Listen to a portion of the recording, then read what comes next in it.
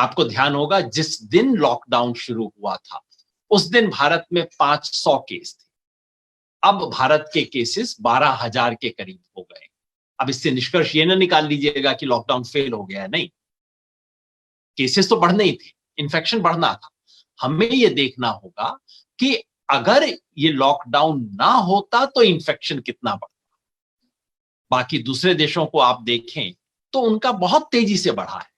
हमारे आजकल जो स्टेज आ गई है उसमें वो है कि हर रोज अंदाजन 1,000 केसेस बढ़ रहे हैं और हर 5-6 दिन में केसेस डबल हो जा रहे हैं। लेकिन आप दूसरे देशों का देखें, मैंने स्पेन का देखा, अमेरिका का, फ्रांस का, जर्मनी का, इंग्लैंड का, इटली का, सबके डेटा देखे और मैंने एक सिंपल चीज देखी कि चलो इन देशों में 500 केस जब हो गए थे, जैसे हमारे यहाँ लॉकडाउन वाले दिन थे, 500 केस हमारे पूरे हो चुके थे, तो मैंने देखा कि चलो इन देशों में उसके बाद 3 हफ्ते में कितने बढ़े। 500 होने के बाद 3 हफ्ते में बाकी देशों में कितने बढ़े थे। हमारे यहाँ जैसे अब हम 11-12 हजार पे पहुंच गए। बाकी देशों में मैंने देखा कहीं 30,000, कहीं 40,000, कहीं 50,000 और अमेरिका और फ्रांस में तो 1,00,000 से ज्यादा बढ़ गए थे। मतलब ये कि लॉकडाउन से फायदा हुआ है, ये निष्कर्ष निकालना चाहिए। लेकिन फायदा कितना हुआ है? क्या वो फायदा इतना है कि उसके आधार पे पूरे देश का लॉकडाउन सही है? क्या लॉकडाउन ही एकमात्र दवा थी? क्या उस दवा को ठीक ढंग से दिया गया? इस पे विचार करने का वक्त है और मेरा निष्कर्ष इस मायने में बदला है। जब लॉकडाउन शुरू हुआ मैंने लिख के कहा था लॉकडाउन सही है, इसका समर्थन करना चाहिए, सरकार का सहयोग करना चाहिए। सरकार का सहयोग अब भी करना चाहिए।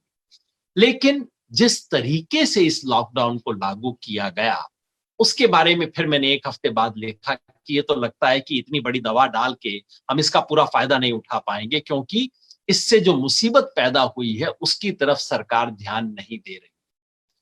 और पूरे 3 सप्ताह का विश्लेषण करने के बाद मेरी अब राय बनती है कि ये तो ऐसी दवा है जो शायद बीमारी से भी ज्यादा खतरनाक है। मैंने अभी कहा लॉकडाउन से फायदा हुआ है, हमारे केसेस हो सकता है 50,000 हो चुके होते अब तक, 10-11 हजार की बजाय फायदा हुआ है। और लॉकडाउन लगाने से ये तो नहीं हुआ कि वायरस खत्म हो जाएगा। ये आपको मैं कई बार कह चुका हूं, याद रखिएगा, ये कोरोना वायरस अब इंडिया से जाने वाला नहीं है, काफी समय तक टिकेगा। अगले साल भी हम कोरोना की चर्चा कर रहे होंगे। ये अचानक रातों रात अब खत्म नहीं होगा, जैसे फ्लू है, इन्फ्लुएंजा है, खत्म नहीं होता ना, है कहीं ना कहीं। ये ऐसा वायरस है जो रहेगा। लेकिन लॉकडाउन इसलिए किया गया था कि अचानक इतनी मांग ना हो जाए अस्पतालों की, इतने मरीज ना आने शुरू हो जाए कि हमारा पूरा मेडिकल सिस्टम बैठ जाए। उस लिहाज से ठीक रहा है। लेकिन अब हमें इस पे चर्चा करने की जरूरत है, सोचने की जरूरत है कि भाई इससे हमें कितना फायदा हुआ और कितना नुकसान हो रहा है।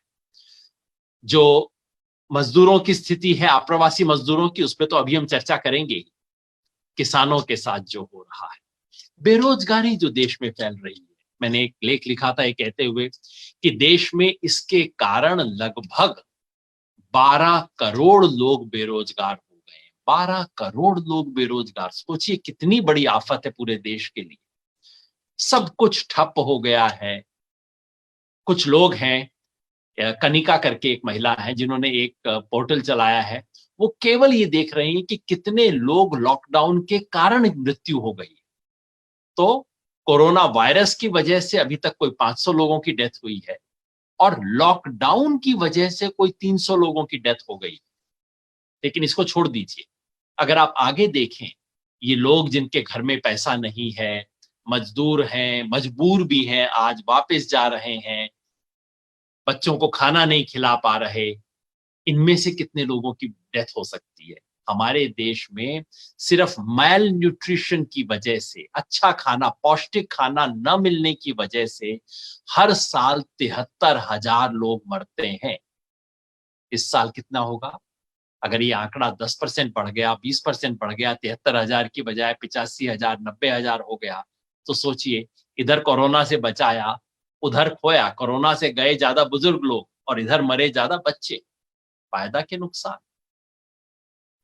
जो लोग गरीब हो गए हैं रातों रात, जिनके घर में पैसा नहीं बचा, वो लोग जब अस्पताल जाना चाहेंगे, डॉक्टर के पास जाना चाहेंगे, पैसा नहीं होगा, उसमें डेथ होगी। पता है कितने लोग हमारे देश में इसलिए सिर्फ मरते हैं, इसको डॉक्टर बोलते हैं प्रिवेंटेबल डेथ, यानी कि बीमारी इतनी गंभीर नहीं थी, साधारण से अस्पताल में जाते तो इलाज हो जाता, लेकिन अस्पताल पहुंच नहीं पाए, सुविधा नहीं मिली, इसलिए मर गए। कितने लोग? हर साल 24 लाख लोग मरते हैं। 24 लाख लोग इस देश में मरते हैं सिर्फ इसलिए कि साधारण अस्पताल में ठीक समय पे नहीं जा पाए, दस्त, बुखार, इस सब चीजों की वजह से मर जाते हैं। जब ये लोग गरीब हो जाते हैं, लोगों के पास पैसा नहीं बचता, तो कितने और लोगों के साथ ये होगा? जरा सोचिए।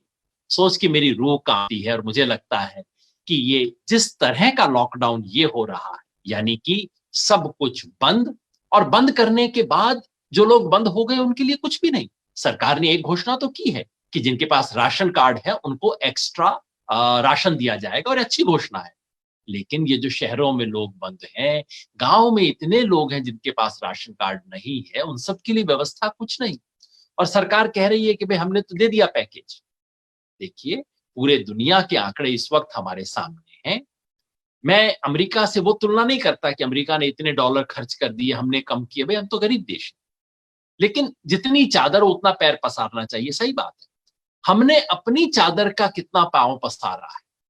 अमेरिका ने अपनी जितनी चादर है, यानी कि अमेरिका की जो जीडीपी है, उसका 10% अमेरिका ने खर्च कर दिया है इसके ऊपर, ऑलरेडी 10% खर्च कर चुके हैं।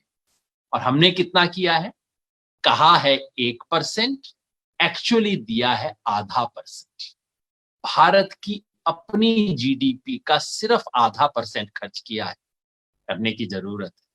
और ये बात मैं नहीं कह रहा, आज इस देश के 3 सबसे प्रसिद्ध अर्थशास्त्रियों ने लेख लिख के सरकार को कहा। कौन सबसे 3 सबसे प्रसिद्ध अर्थशास्त्री हमारे देश के? पहले अमर्त्य सेन, जिसको भारत में पहली बार अर्थशास्त्र का नोबेल प्राइज मिला। दूसरे अभिजीत बैनर्जी, जिनको इसी साल नोबेल प्राइज मिला। तीसरे रघुराम राजन, जो कि रिजर्व बैंक के गवर्नर थे।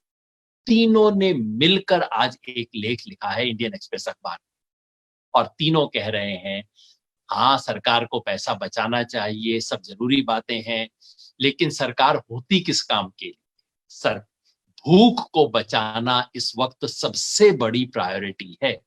और वो कह रहे हैं, जो बात मेरे जैसे लोग पिछले एक हफ्ते से हमारे एक्टिविस्ट लोग कह रहे हैं, अब अर्थशास्त्री भी कह रहे हैं कि हाँ सही बात है। वो कह रहे हैं जिसके पास राशन कार्ड नहीं है उसको टेम्परेरी राशन कार्ड दे दो, कोई पर्ची के आधार पे दे दो, मगर खाना दो।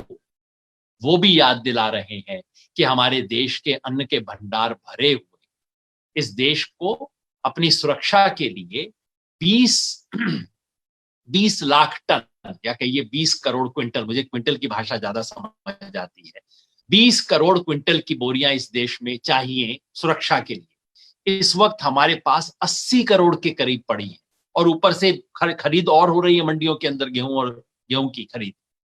इसलिए वो कह रहे हैं, हम कह रहे हैं, सब कह रहे हैं, प्लीज इसको रिलीज कीजिए, बेहद जरूरत है इसकी। इसको लोगों को खाना दीजिए, अन्न के भंडार खोलिए, लोगों तक ये खाना किसी तरह पहुंचाइए। इसके अलावा उन्होंने और कई भी सुझाव दिए हैं, इसके ऊपर भी हम चर्चा करेंगे। कोशिश करेंगे किसी और अर्थशास्त्री से भी हम इसके बारे में बात करें। लेकिन अब वो बात जिसको करने के लिए आज हम फोकस कर रहे हैं। हाँ, एक चीज मैं कहना भूल गया, ये मुंबई की घटना के बारे में काफी चर्चा चल रही है, कई लोग पूछ भी रहे हैं। देखिए, सवाल ये नहीं है कि कौन उन लोगों को स्टेशन तक लेके आया, किस चैनल ने खबर चलाई, किसने व्हाट्सएप चलाया।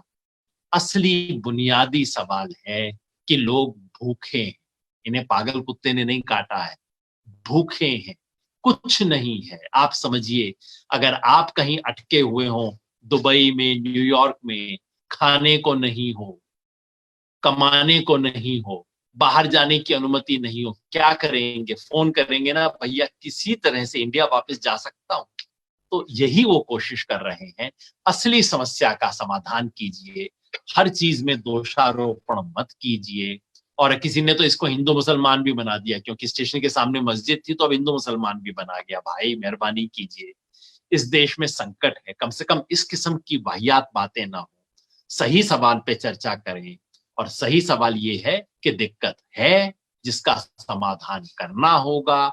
अगर लोग भूखे हैं, अगर बेरोजगार हैं, कमरे में बंद हैं, वो कुछ तो करेंगे, कुछ उनके लिए करना होगा।